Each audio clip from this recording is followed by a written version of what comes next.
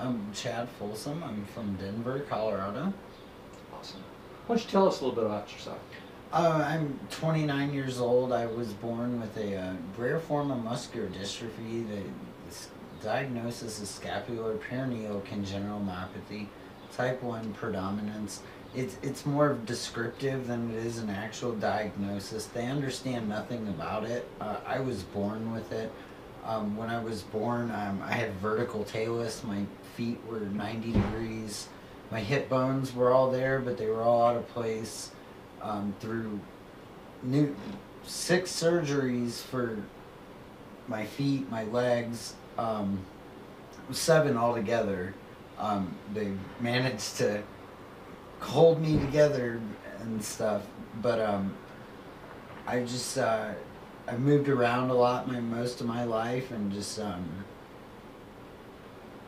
about when I was about 11 years old is when I first had my experience with cannabis. And granted, I know it's kind of young, but from what I know now, I almost wish that there was ways when I was younger to administer it instead of the pills, and which I didn't do for the surgeries.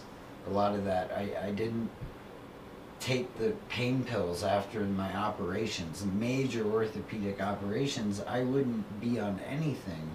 You've been through quite a few operations. Yes, 7. 7 operations. Yeah, so 6 before I was 5. What kind of medications have you been on? Everything under a doctor, everything but like the good stuff. So like I've been on naproxen, Lyrica, all those, nerve agents, nerve blockers, this, that, what is it, tramadol, the list goes on, Xanax. That wasn't even, I had so much trouble obtaining, for the doctors to care enough to try and help me. I wasn't ever trying to abuse the drugs. I was trying to get them to guide me. How do I deal with this? Because I can't live just without anything.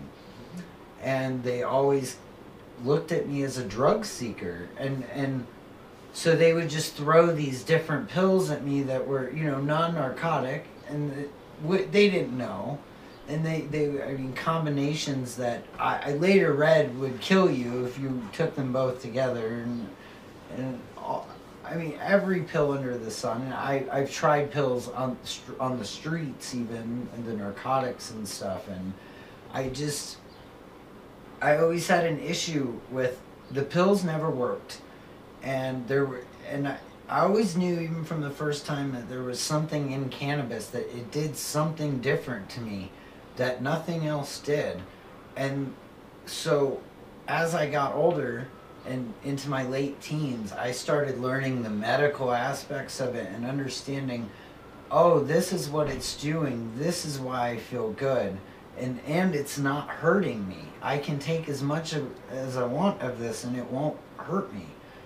And so then I started going to my doctors saying, because I was still pretty stupid at the time and thinking, I need pills, that's the answer, that will fix this, blah, blah, blah. Even though I knew it really wouldn't, I was just like, I'll just go the normal route that everybody does and take the pills and feel better, Prozac Nation. But I would go to the doctors, and from the get-go, no matter where I was, I would say I use cannabis, and that it's doing something for me, and that I'm able to eat, I'm able to sleep, I'm able to function every day, I'm able to be a productive member of society, I'm able for my mind to focus on something else other than my own body and its issues.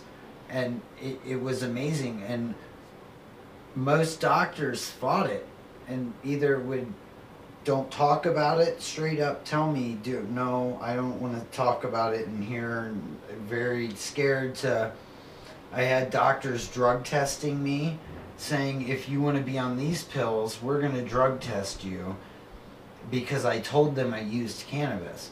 I thought you were supposed to be honest with your doctor and tell them everything you're doing, you know, but so I got to the point to where the last time I had pills, they had me on Xanax.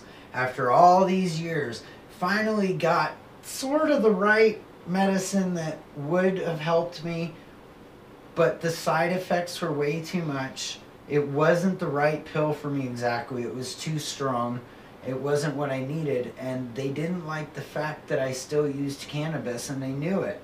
And so they continued again to act as I was a drug seeker. And I said, no, I said, I'm done with the pills, and I said, I'm going to stick to smoking cannabis like I do. And there is nothing else like cannabis. Let me ask you a question. For you specifically, with your health condition, how does cannabis benefit you? It calms my nerves from my symptoms of PTSD. I'm able to eat. I'm able to sleep comfortably. I'm able to be happier. I'm not depressed. I have a better outlook on life. Everything. It totally, I owe the plant everything. Changed my life. So it has actually replaced the pharmaceuticals that you were taking before? Oh, completely. I had for years now. I have no need for pills. I'm solely dependent on cannabis for all my medical needs. Any side effects? No. The only side effect is my short-term memory sometimes. That's the only side effect. That's the only thing that annoys me, is that I'll have keys laying somewhere and I'll leave them in a pocket or something, and I'll be doing something else and I'll be ready to go. Uh-oh, where's my keys? And then I have OCD, so then it's the search for the keys. But it's a good trade-off, isn't it? I from the addictions and the pukings, and I didn't have addiction to pills, but I could see it coming. But the sickness that from the pills, you're supposed to eat before you take your pills to feel better. I can't eat to take the pills to feel better. How is this supposed to work? Oh. I never understood it.